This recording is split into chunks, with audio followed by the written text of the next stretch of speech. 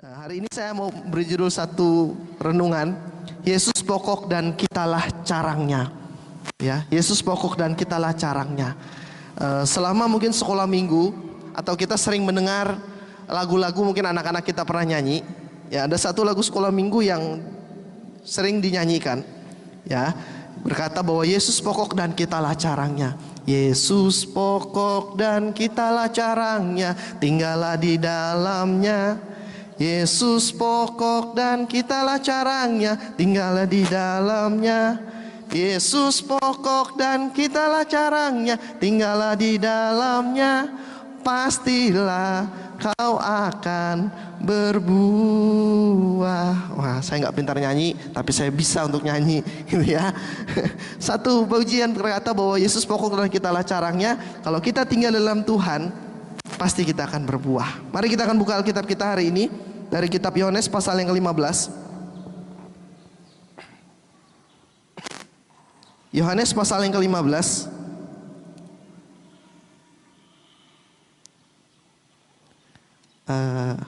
Mungkin gamenya bisa dikecilin tuh suaranya. Suaranya gede banget gamenya. Ya. Yohanes pasal yang ke-15 ayat pertama sampai ayat yang ke-8. Sudah dapat? Sudah? Amin ya. Yohanes pasal yang ke-15, akulah pokok anggur yang benar dan Bapakulah pengusahanya. Setiap ranting padaku yang tidak berbuah dipotongnya, dan setiap ranting yang berbuah dibersihkannya supaya ia lebih banyak berbuah. Kamu memang sudah bersih karena firman yang telah kukatakan kepadamu. Tinggallah dalam aku dan aku di dalam kamu. Sama seperti ranting tidak dapat berbuah dari dirinya sendiri kalau ia tidak tinggal pada pokok anggur, demikian juga kamu tidak berbuah jikalau kamu tidak tinggal di dalam aku. Akulah pokok anggur dan kamulah ranting-rantingnya. Barang siapa tinggal di dalam aku dan aku di dalam dia, ia berbuah banyak. Sebab di luar aku kamu tidak dapat berbuat apa-apa. Barang siapa tidak tinggal di dalam aku, ia dibuang keluar seperti ranting dan menjadi kering. Kemudian dikumpulkan orang dan dicampakkan ke dalam api, lalu dibakar. Jikalau kamu tinggal di dalam aku dan firmanku tinggal di dalam kamu, mintalah apa saja yang kamu kehendaki dan kamu akan menerimanya. Dalam hal inilah Bapakku dipermuliakan, yaitu jika kamu berbuah banyak, dan dengan demikian kamu adalah murid-muridku. Ya, demikian firman Tuhan. Tema kita tahun ini masih dalam tema mendekat dan bergaul karib dengan Tuhan. Ya, berapa waktu yang lalu saya berdoa, Tuhan saya mau nyampaikan apa gitu ya. Saya mau sampaikan firman apa. Saya bilang satu bagian firman Tuhan yang cuma diingatkan adalah bahwa Yesus itu adalah pokok.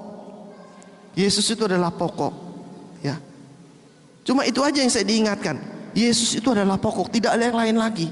Waktu saya membaca bagian firman Tuhan ini, maksudnya apa sih bagian firman Tuhan ini? Ya, firman Tuhan katakan Yesus itu adalah pokok dan kita adalah carang-carangnya. Waktu itu Yesus sudah menggambarkan bagaimana Yesus itu adalah pokok dan orang-orang Israel itu adalah carang-carangnya Tuhan. Menggambarkan satu hubungan yang dekat antara Tuhan dengan umatnya. Ya, perumpamaan ini dipakai oleh Tuhan untuk menggambarkan satu hubungan yang gak jauh antara Tuhan dengan umatnya. Kalau Tuhan yang lain mungkin jauh, tapi Tuhan di sini memberikan gambaran bahwa Tuhan itu gak jauh. Tuhan itu dekat dengan umatnya. Tuhan itu dekat dengan setiap orang-orang percaya.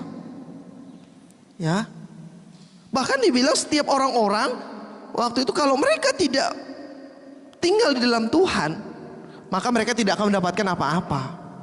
Bahkan malah akan rusak, dibuang, ya, nggak berguna, nggak berfungsi ketika mereka keluar daripada Tuhan. Kayak gitu. Ya.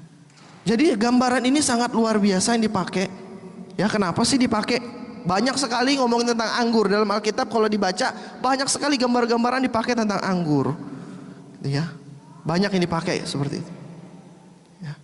Kenapa sih dipakai anggur? Oke, waktu itu anggur adalah bahan komunitas mereka untuk bikin minuman. Supaya Tuhan memakai perumpamaan ini supaya orang-orang cepat paham bagaimana hubungan antara Tuhan yang selama ini dijalin, ya, itu harus semakin lebih baik. Kalau selama ini banyak pembatas, kalau selama ini banyak rintangan, saat ini Tuhan bilang gak ada lagi. Kalau zaman dulu orang mau datang kepada Tuhan, susahnya minta ampun, gak gampang. Harus berjuang, harus persiapan, harus menjaga diri. Kalau enggak, bisa mati. Ya. Bagaimana kalau kita lihat dalam perjanjian lama, orang-orang datang beribadah kepada Tuhan. Wah, disusun dengan sedemikian rupa. Imamnya sebelum mempersiapkan korban bagi Tuhan harus jaga diri. Kalau enggak jaga diri, ya, hidupnya enggak benar, maka mengalami namanya kematian. Enggak kudus hidupnya di hadapan Tuhan. Sulit. Tapi Tuhan datang sekarang mau bilang bahwa aku itu enggak jauh daripada kamu, umat-umatku. Ya, dekat kita dengan Tuhan. Ya, kita mengalami satu hal yang dekat dengan Tuhan. Ya, begitu juga kalau kita lihat anggur, itu batang anggur, ya, batangnya dengan carangnya. Ya, carang itu, batang ranting itu tidak akan pernah berbuah, tidak akan pernah hidup kalau dia tidak melekat kepada batangnya.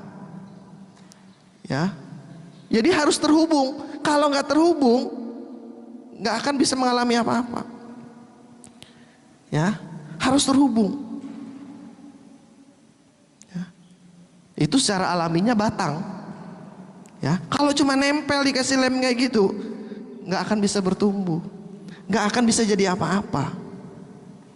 Ya, dan Tuhan bilang di sini, kamu adalah muridku kalau kamu mendengar apa yang kukatakan kepadamu. Ya, Tuhan di sini minta kita tidak hanya jadi orang Kristen yang biasa-biasa saja. Orang Kristen yang cuma bilang saya dekat, saya bisa memuji Tuhan, tidak. Tetapi orang Kristen yang bisa berdampak. Ya, Tuhan nggak suruh kita untuk kita cuma bisa menghindari dosa. Saya tidak melanggar firman Tuhan, cukup. Saya nggak berdosa mencuri, saya nggak berdosa gosipin orang, saya nggak berdosa melakukan ini dan itu. Cukup sampai di situ? Tidak. Tuhan suruh kita melakukan semua firman Tuhan. Tidak hanya kita menjauhi dosa-dosa, tetapi Tuhan mau kita berbuah. Buah kita berdampak, buah kita menghasilkan sesuatu. Ya, buah kita baik buat orang-orang di sekitar kita. Ya, sebelum jauh ke sana, pertanyaan yang mungkin kita perlu renungkan hari ini, apakah Yesus sudah menjadi pokok di dalam kehidupan kita? Kita selama ini mungkin memuji Tuhan, kita selama ini datang beribadah kepada Tuhan, kita selama ini sudah meninggikan nama Tuhan, kita bilang, pertanyaannya, apakah sudah sungguh-sungguh Yesus itu menjadi pokok dalam kehidupan kita?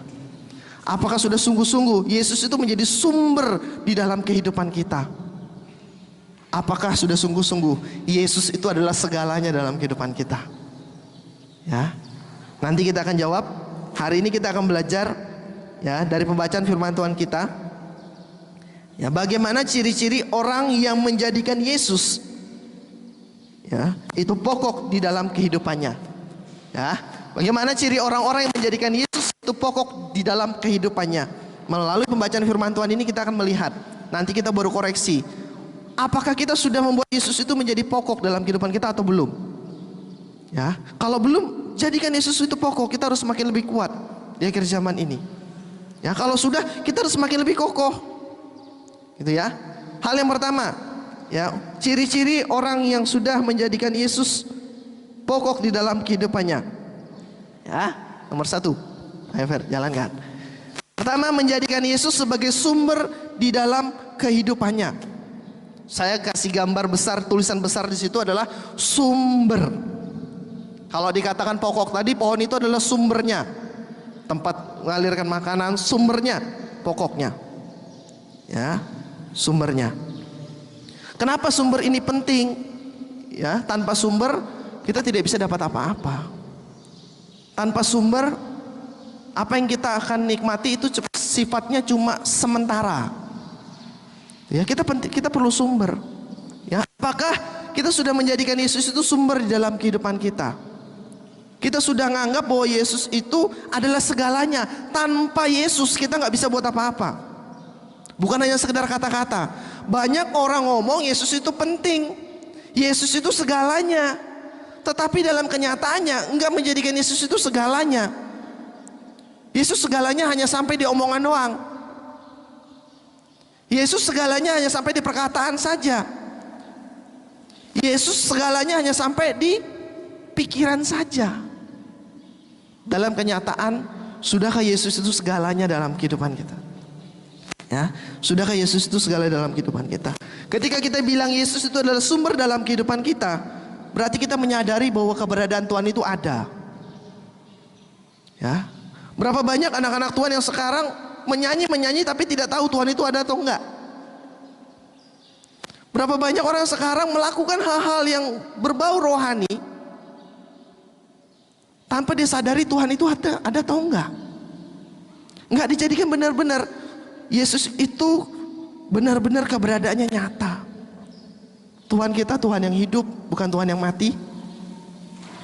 Tuhan kita Tuhan yang senantiasa bekerja dalam setiap kehidupan kita. Dia ada bersama-sama dengan kita. Ya, kita harus benar-benar menjadikan Yesus itu sumber. Kita yakin benar-benar keberadaannya. Kalau sekarang kita beribadah, kita nggak yakin bahwa Yesus itu ada, bagaimana kita bisa dapat sumbernya? Kita nyanyi, ini aku Tuhan, bejana kasih-Mu.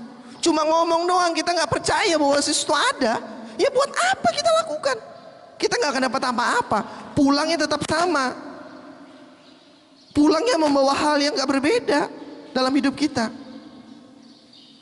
Ya, kenapa kita nggak anggap Yesus itu ada?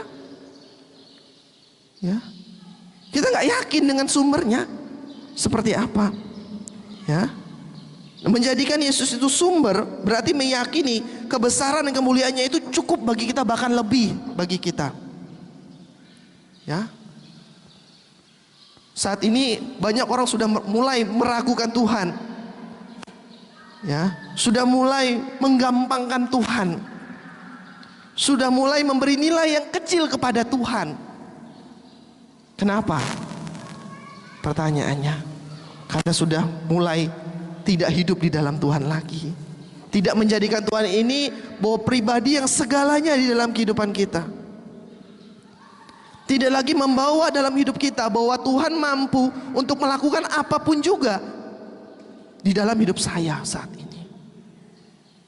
Ya, kalau kita percaya saat ini bahwa Tuhan itu ya ada, ya, dan kita perlu Tuhan di dalam kehidupan kita. Setiap yang kita lakukan akan berbeda buat Tuhan. Persiapan-persiapan yang kita lakukan akan berbeda buat Tuhan. Ya, pujian yang kita naikkan adalah pujian yang sungguh-sungguh kepada Tuhan. Saya nggak bilang kita harus nyanyi, harus notnya harus sama, tidak. Tetapi dari hati kita Tuhan lihat dan Tuhan senang dengan apa yang kita lakukan.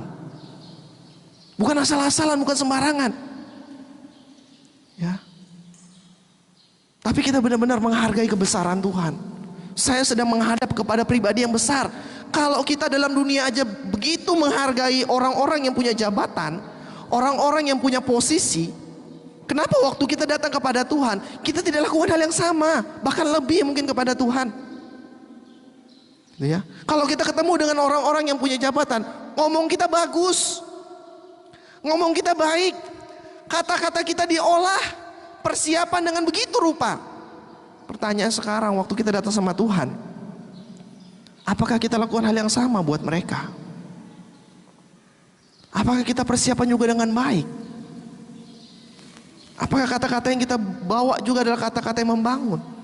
Adalah kata-kata satu pengagungan kita bahwa kita kenal, kita tahu bahwa Tuhan itu ada dan kebesarannya akan dinyatakan dalam hidup kita. Apa dilakukan seperti itu atau tidak? Ya.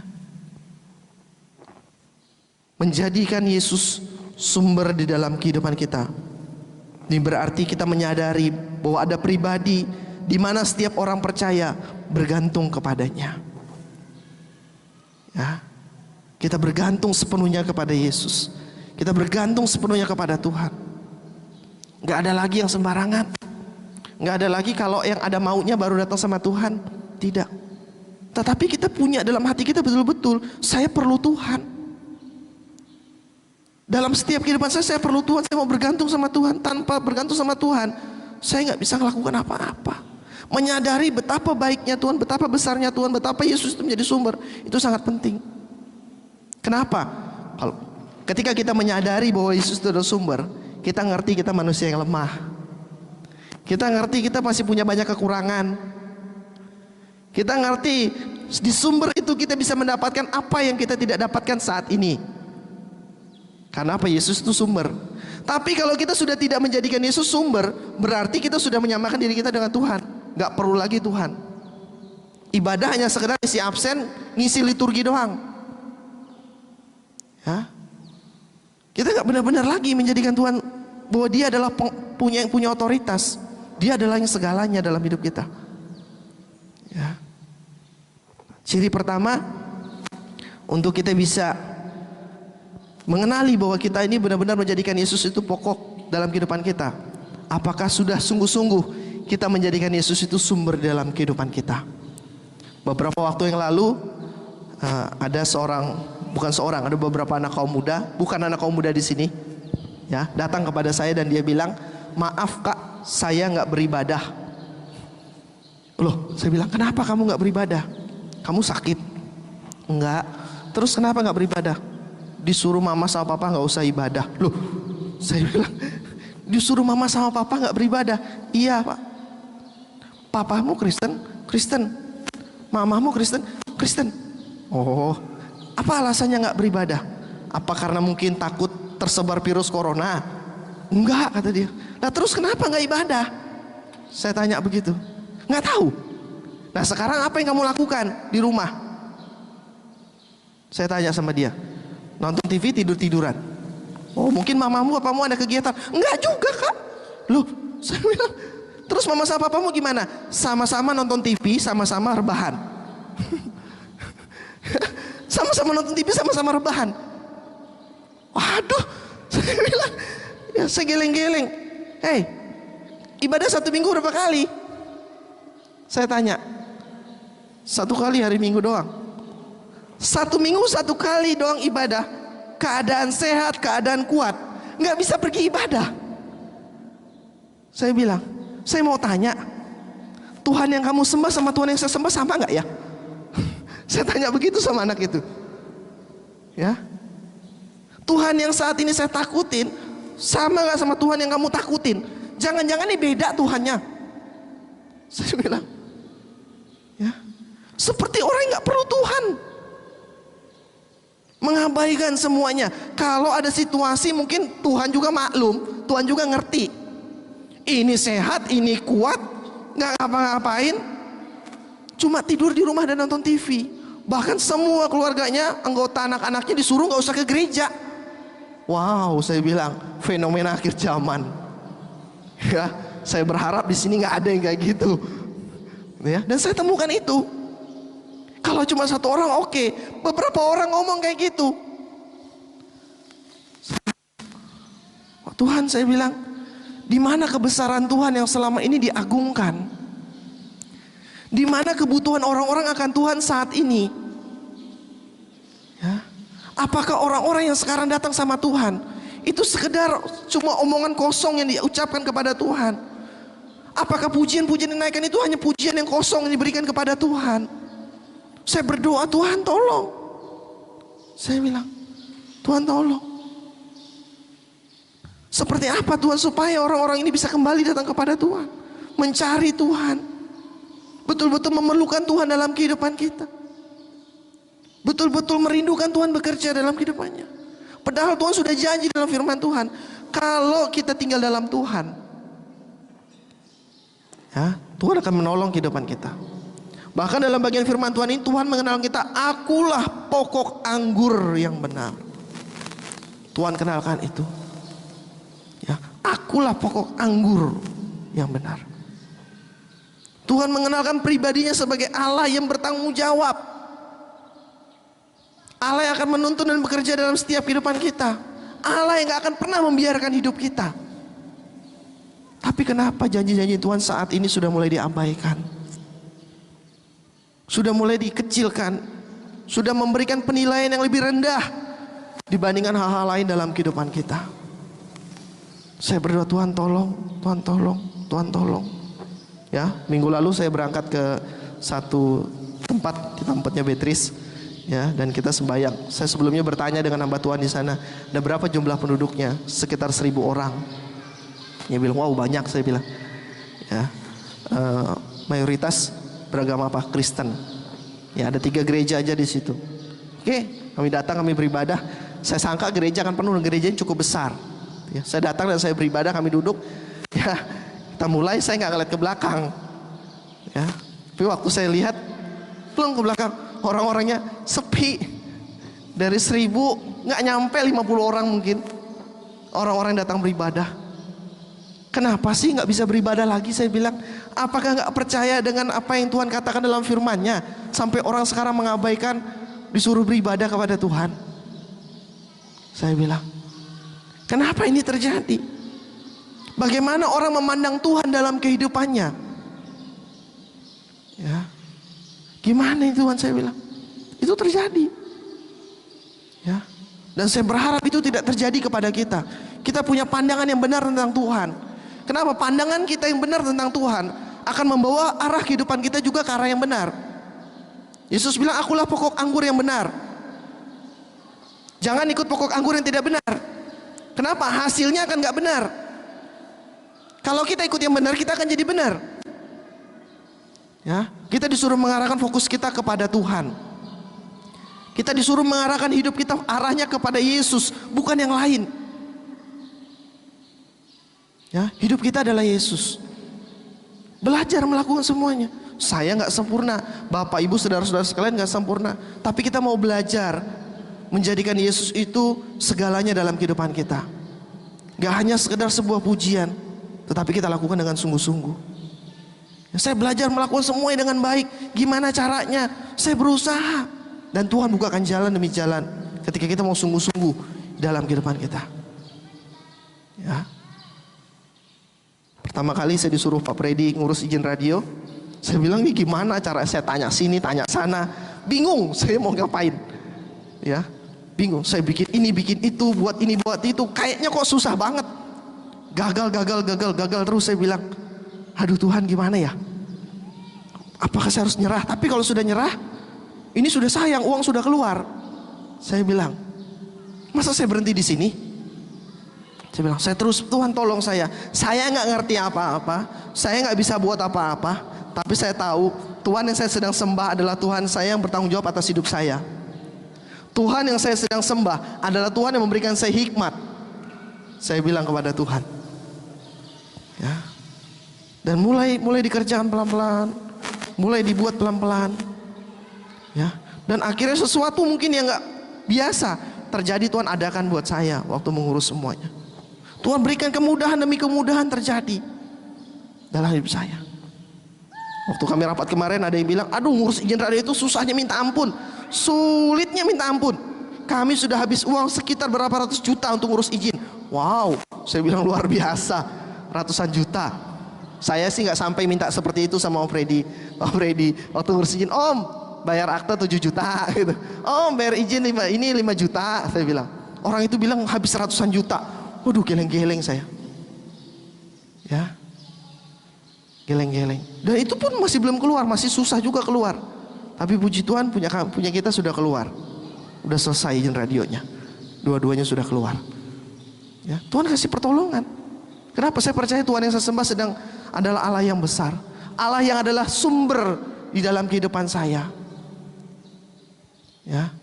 Allah yang saya memerlukannya. Kalau saya mendekat sekarang sama Tuhan, saya tahu dia ini sumbernya. Ya.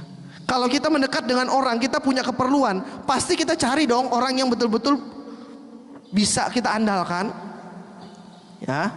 Kalau misalnya nih kita perlu mungkin uang, kita mau pinjam uang sebentar sama orang, kita akan datang kepada orang yang punya uang dong.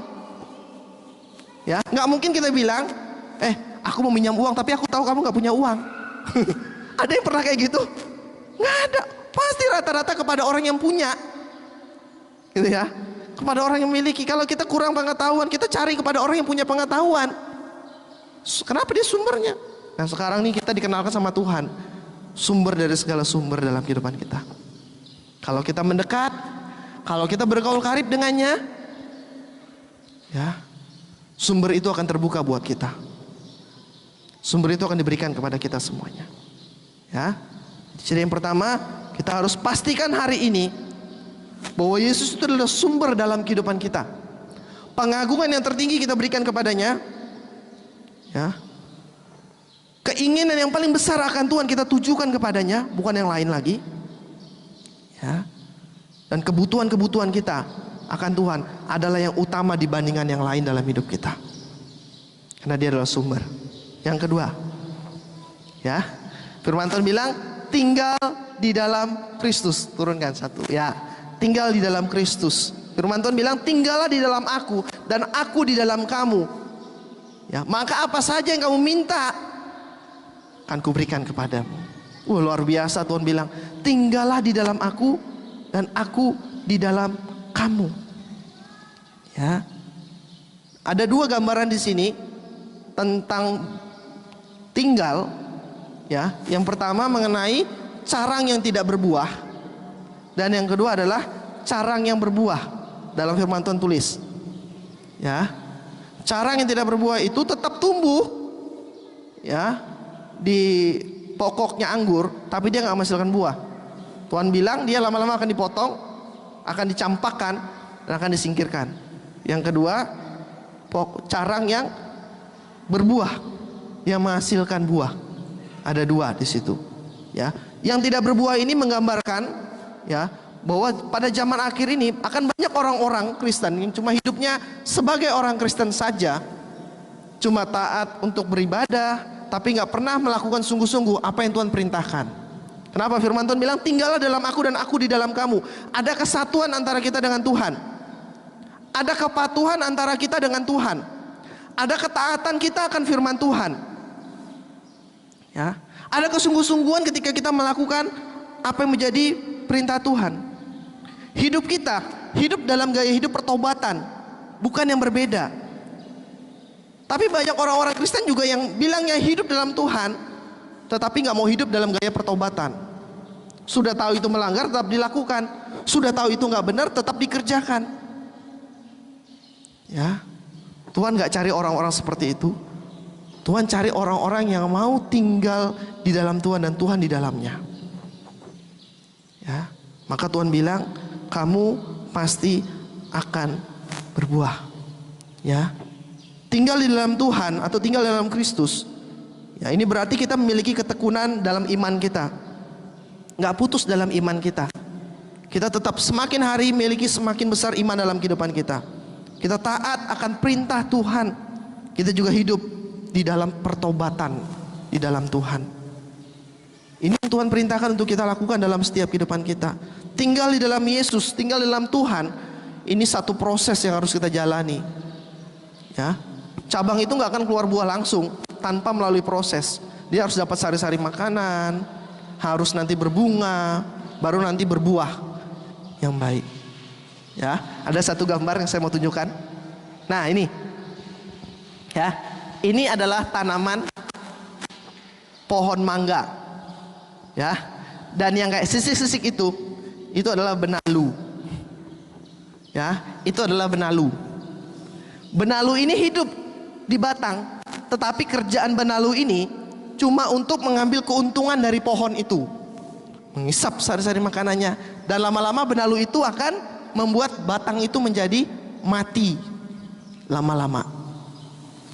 Ya, Tuhan nggak suruh kita jadi benalu. Ya, Tuhan nggak suruh kita jadi benalu. Waktu mau enaknya saja, waktu mau gampangnya saja, waktu mau cari mujizat saja, waktu mau cari keajaiban saja, waktu mau cari kesembuhan saja, baru sedot semuanya. Setelah itu lupa sudah dengan Tuhan. Tidak seperti itu. Ya, jangan jadi orang Kristen benalu. Tuhan gak suruh kita jadi benalu. Benalu ini gak akan pernah berbuah. Ya, benalu ini gak akan pernah berbuah. Ini parasit yang terjadi. Ya, jangan jadi orang Kristen benalu. Tapi yang Tuhan inginkan, satu gambar lagi, Fer. Nih, yang Tuhan mau kita berbuah. Ya, benar, carangnya benar. Kita hidup dalam prosesnya Tuhan. Gak gampang, gak mudah, tapi kita mau hidup. Dan nantinya akan ada buah yang akan didapatkan. Ya, akan ada buah yang didapatkan. Yang kita harus lakukan, tinggal sungguh-sungguh di dalam Yesus. Tinggal dalam firman-Nya, tinggal dalam ajarannya, tinggal di dalam teladannya. Ini yang harus kita lakukan. Ya. Wah, ada berita, teman saya suka nih ngirim-ngirim berita kepada saya, "Oh coy, itu ada pendeta berdebat." Ya, saya dulu sekolah suka berdebat. Jadi kalau ada kelas-kelas perdebatan, waduh saya senang banget. Ya, untuk pendapat pokoknya gimana caranya supaya orang itu nggak bisa ngomong lagi nih, gimana caranya. Jadi teman-teman saya rupanya iseng ngingat masa-masa itu, dia bilang, "Ini ada pendeta-pendeta berdebat. Kamu nggak mau ikut berdebat?" Aduh, saya bilang, waktu saya nggak ada buat berdebat. Saya bilang, "Loh kok nggak ada waktu buat berdebat?" Kata dia. Saya bilang sama mereka, apa yang saya dapatkan ketika saya berdebat? Tidak ada. Kalau kamu lihat komen-komen dari orang-orang yang berdebat, orang yang membaca perdebatan itu akhirnya bingung. Ketika dia bingung, apakah membuat dia dekat dengan Tuhan? Tidak. Justru dia meragukan yang benar yang mana sih? Yang saya harus ikutin yang mana sih? Harusnya dia sudah ada pada jalur yang benar, diikutin. Tapi sekarang dia malah goncang, malah jauh dari Tuhan.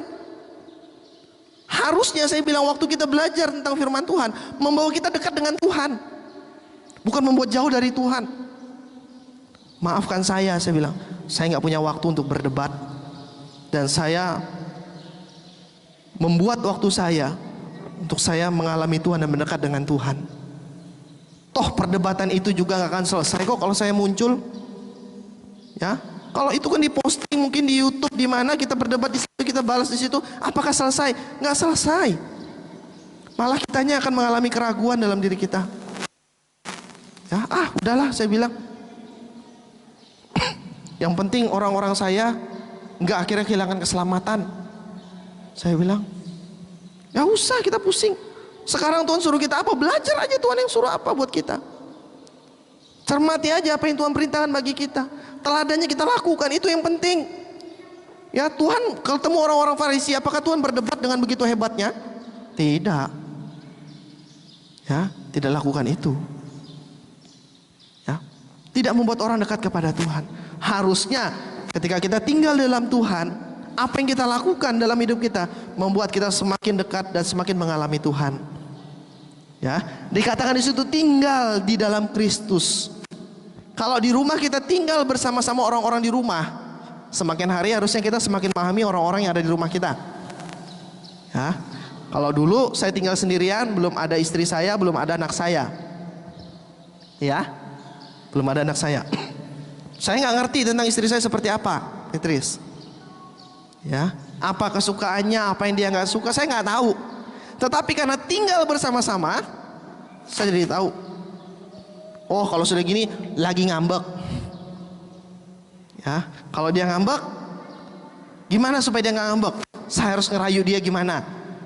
Ya, saya tipe laki-laki yang kaku gitu ya, untuk ngerayu agak susah. Tapi saya coba untuk melakukan itu. Saya buat bercanda, saya buat apa dan begini. Muncul lagi satu kayak Farel, tinggal bersama-sama dengan saya. Ya, waktu kecil saya nggak paham dia, tapi waktu sekarang saya tahu. Oh, anak ini maunya begini. Oh, anak ini sukanya begini. Kenapa? Tinggal bersama-sama. Ya, tinggal bersama-sama. Sering ketemu. Ya, kalau yang sering ketemu di sini saya, Om Freddy sama Tante Susi sering ketemu. Jadi banyak tahu. Ya, banyak ngerti. Kalau orang lain ngomong begini, tidak seperti itu. Saya bilang, kenapa saya hari-hari mungkin ketemu. Waktu orang, oh ini nggak benar begini. Oh, sabar dulu. Saya bilang, arahnya ini begini loh yang benar. Karena orangnya begini. Kenapa saya sering ketemu? Tinggal bersama-sama. Ya. Nah, kalau kita tinggal di dalam Kristus, semakin hari kita semakin mengerti apa yang Tuhan mau dalam hidup kita. Kita akan semakin mengerti rancangan Tuhan dalam setiap kehidupan kita. Ya. Kita akan semakin tahu maksud Tuhan buat kita itu apa sih. Tuhan akan bukakan kalau kita tinggal di dalam Tuhan, dekat dengan Tuhan. Bukankah itu yang mau kita tahu? Bukankah itu yang mau kita cari selama ini? Bukankah itu yang mau kita dapatkan selama ini? Ya, tinggallah di dalam Tuhan. Kita hidup dalam Tuhan. Tidak hanya di gereja, pandangan kita arahkan kepada Tuhan. Di luar gereja sudah tidak lagi. Bukan. Tapi dalam setiap kehidupan kita, ada Yesus yang hidup dalam hidup kita. Ada Kristus yang hidup dalam kehidupan kita. Ya, dan kita semakin memahami apa yang menjadi kehendak Tuhan dalam hidup kita. Yang ketiga, yang terakhir, ya, menghasilkan buah yang benar. Ya, menghasilkan buah yang benar. Apakah Yesus sudah menjadi pokok dalam kehidupan kita? Kita harus lihat, kita harus koreksi sekarang. Apakah kita sudah menghasilkan buah yang benar? Ada gambarnya, keluarkan. Oke, Yesus gambarkan di sini bahwa Yesus adalah pokok anggur dan kita adalah carang-carangnya. Hasilnya buah anggur. Benar ya? Benar? Benar. Satu lagi, Fer. Nah, ada buah yang kayak gini nih. Batangnya batang kelapa, buahnya buah pisang, buah kelapa, buah nangka. Ya. Ada orang yang hidup dalam Tuhan, dia bilang, tapi hasilnya bukan buah anggur. Ya, buahnya buah pisang. Enggak sejalan dengan Tuhan. Ya, saya nggak tahu ya, saya coba selidikin, itu buahnya editan atau enggak gitu ya. Tapi saya curiga kok pisangnya bisa masak semua bersama-sama gitu ya. Jangan-jangan ini editan. Tapi kita pernah mendengar bahwa ada pohon pisang yang mengeluarkan buah nanas. Tuhan gak suruh kita seperti itu loh ya. Yang Tuhan suruh kepada kita, kita menghasilkan buah. Buahnya buah anggur. Dengan kata lain, buah yang kita hasilkan adalah buah yang sesuai dengan kehendak Tuhan, perintah Tuhan. Buah-buah roh Tuhan berikan.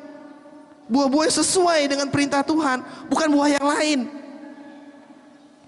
Ya, bukan buah yang lain. Ini jangan sampai terjadi saat ini kita sedang memuji Tuhan, Yesus menjadi pokok kita, tetapi buah kita buah nanas, buah kita buah pisang, buah kita buah jeruk yang kita hasilkan dalam hidup kita nggak sesuai dengan apa yang Tuhan mau, nggak sesuai dengan apa yang Tuhan inginkan. Ya. Ini tolak ukurnya. Hidup kita saat ini, apakah sudah sesuai dengan apa yang Tuhan perintahkan bagi kita? Hidup kita saat ini, apakah sudah menghasilkan buah? Buah itu adalah buah yang Tuhan berikan kepada kita semua melalui firman-Nya. Apakah kita sudah lakukan itu? Mungkin buah itu adalah buah ketaatan. Buah itu adalah buah ketundukan kepada Tuhan. Buah itu adalah buah sukacita. Buah itu mungkin buah damai sejahtera yang Tuhan berikan bagi kita untuk kita bagikan kepada orang lain. Untuk kita menjadi dampak buat sesama kita. Sudahkah kita berbuah hal yang sama? Ya, harusnya buahnya sama, ukurannya yang berbeda. Itu kalau ada anggur tuh ada beda-beda gitu ya. Tapi tetap satu kesatuan gitu ya. Kita semua punya buah yang berbeda-beda. Ya, mungkin ada orang yang menonjol kasihnya, ada orang yang menonjol damainya, ada orang yang menonjol mungkin memberikan semangatnya, ada yang menonjol mungkin menguatkan dalam firman Tuhan, ada yang menonjol juga mungkin ngomong pedas nggak enak, gitu ya. Ada yang seperti itu. Tapi sudah sesuai belum buahnya? Jangan sampai kita salah berbuah. Ya, kenapa kalau kita salah berbuah? Berarti kita nyantolnya nggak sama, kita nyantolnya berbeda. Nggak di pokok anggur, ya, nggak di pokok anggur. Tapi sekarang nih di pokok kelapa, contohnya, ya, bukan Yesus lagi yang menjadi pokoknya kita, tapi pokok kelapa yang menjadi pokok kita saat ini. Ya, kita harus hati-hati. Akhir zaman ini banyak dibilang dalam firman Tuhan, kau harus hati-hati dengan angin rupa-rupa pengajaran akhir zaman ini. Banyak orang yang muncul tiba-tiba tenar, langsung diikutin. Ya. Banyak orang kontroversi langsung diikutin. Kita nggak lagi menyelidiki, kita nggak lagi meminta Tuhan untuk membimbing kita dengan berdoa. Kita abaikan semuanya, pokoknya ikutin. Akhirnya kita disesatkan jauh sekali kemana-mana. Buah yang kita hasilkan akhirnya bukan buah yang sesuai dengan apa yang Tuhan perintahkan, tapi buah yang kita hasilkan akhirnya buah salah. Ya, perpecahan dalam gereja muncul. Kenapa? Karena kita dapat pengajaran yang lain di gereja lain. Oh, ini nggak bisa, ngotot berantem. Udah aku pindah aja dari gereja katanya. Terjadi itu banyak di gereja Tuhan. Bukan akhirnya memunculkan kesatuan, bukannya memunculkan kemuliaan Tuhan, menghadirkan kemuliaan Tuhan di tengah ibadah. Tidak seperti itu. Tapi terjadi gontok-gontokan, berantem. Itu buahnya kan bukan buah dari Tuhan, buah yang lain. Ya, buah yang lain. Ya. Kalau kita menjadikan Yesus itu pokok, digambarkan sebagai pokok anggur, kita pun harus menghasilkan anggur-anggur yang terbaik dalam hidup kita. Ya. Kalau Yesus digambarkan sebagai pokok anggur yang baik, hasil kita pun akan baik. Kalau kita sungguh-sungguh melekat kepada Tuhan, kita sungguh-sungguh mendekat kepada Tuhan, kita sungguh-sungguh bergantung, bergaul karib dengan Tuhan, hasil dari kehidupan kita pun akan semakin hari semakin baik. Kenapa? Sumbernya baik, hasilnya pun pasti akan baik. Ya, hasilnya akan baik. Ini harus kita kerjakan. Ya, semua kita harus berbuah. Firman Tuhan bilang, kalau ada yang nggak berbuah, bahaya, dibersihkan nanti bisa dibuang. Harus berbuah. Bahkan Firman Tuhan bilang di ayat yang terakhir, kamu adalah murid-muridku kalau engkau sampai berbuah. Kalau nggak ada buahnya, belum jadi murid, baru pengikut. Ya, banyak orang sekarang jadi pengikut, follower, ya, pengikut doang, pengagum, ngagumi Tuhan tapi nggak mengalami Tuhan dalam hidup dia. Banyak akhir zaman ini. Ya, betapa banyak, wah bikin Instagram, Yesus Tuhan, follow, ikuti. Setiap ada hashtag, ada postingan, tek, like, nggak jadi apa-apa. Ya, nggak jadi apa-apa. Hidupnya apakah jadi baik? Tidak.